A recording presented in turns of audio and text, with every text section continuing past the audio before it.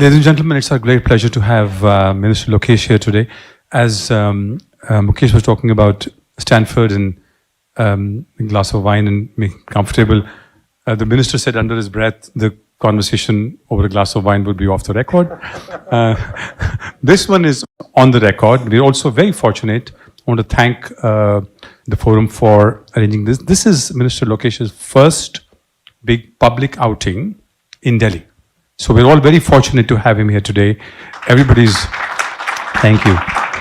Everybody's heard of him. We've sort of imagined who he would be, and then here you have him in flesh and blood to sort of talk about the state and his ambitions and what the state government hopes to do. I'm going to start with the Stanford question. He spoke about it. There are not a lot of senior ministers in the government in states who would be with that background. So it's a distinctive one. So if I could ask you, how do you put that to use? What do you do? What do you use of that in the governance models that you're adopting? It's always intriguing for us to understand when you come back from that. We know how to do it in business and some other parts of the society, but in politics, how do you use that as a governance model? First off, thank you very much for having me. And thank you, Viraji, for hosting.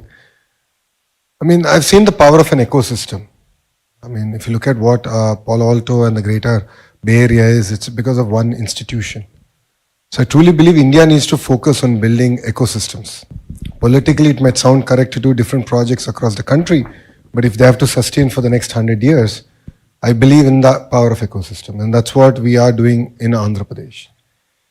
The second aspect that has had profound impact on me personally, and from Stanford Business School, is for our finals, we never had invigilators. So there's no one.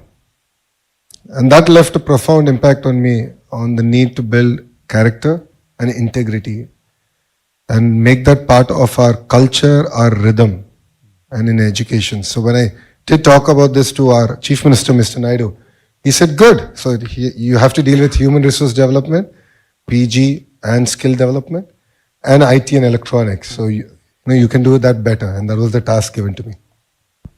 Thank you. I'm going to jump right into another project that Andhra has taken immediately after election, something that is quite unique. The Prime Minister has announced the Viksit Bharat project, which is 2047. And then Andhra, as one amongst the first states to have announced what is called Swarna Andhra 2047. This is a very unique state-level project, also very much in keeping with Mr. Naidu's vision, pioneering everything, going out there, doing it, taking the big targets, putting it down for themselves, for the bureaucracy, for the stakeholders, businesses, and has a lot of sectorial policies that are in that. I'm told there is industrial policies, renewable energy, IT, GCCs, data center, cloud, building on the vision of a tech-driven Andhra. If you could elaborate a little bit about that, because it's not, I think it's one of the few and unique propositions from a state. So if you could just elaborate on that a bit.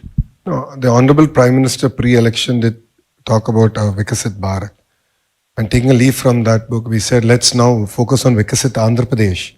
And we broadly laid out the vision of what we want to achieve. And then we are now going back to our electorate and asking feedback on what we should do. So it's a people-led movement.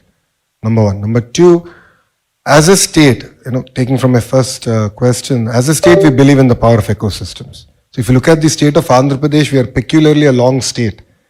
We have the second longest coastline.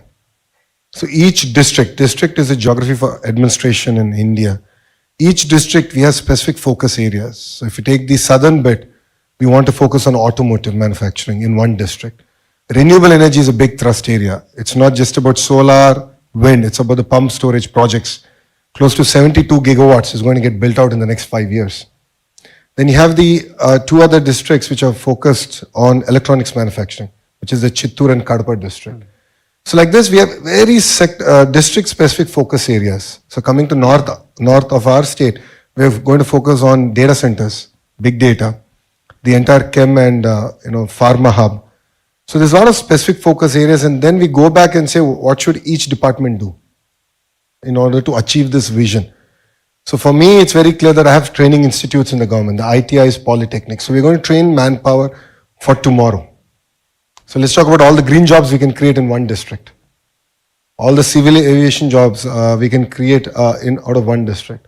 So that gives a lot of clarity, alignment for the state government on what we should go out achieving. And apart from that, Vikasit Andhra Pradesh, which is Swarna Andhra Pradesh that we have, Swarna Andhra Pradesh translates to Golden Andhra Pradesh. We are now working backwards of saying that, okay, if we need to achieve this kind of per capita income, then how do we go about achieving it? So which department should do what? And we're going to measure ourselves on a monthly basis, like how all of you do your business. Even the state is going to do this. On a monthly basis, we're going to measure it. And the second part is in this journey, we don't want anyone left behind. So we are creating a family, a report card of sorts, and saying what are the project or practice we can give to that family to pull them out of the cycle of poverty. So it's no longer about wealth creation alone, but how do you ensure that even people below the poverty line can be given a handout and to just pull them out of the cycle of poverty. And that's something that I think is going to be very unique to the state, and we're going to launch this in the next 3 months.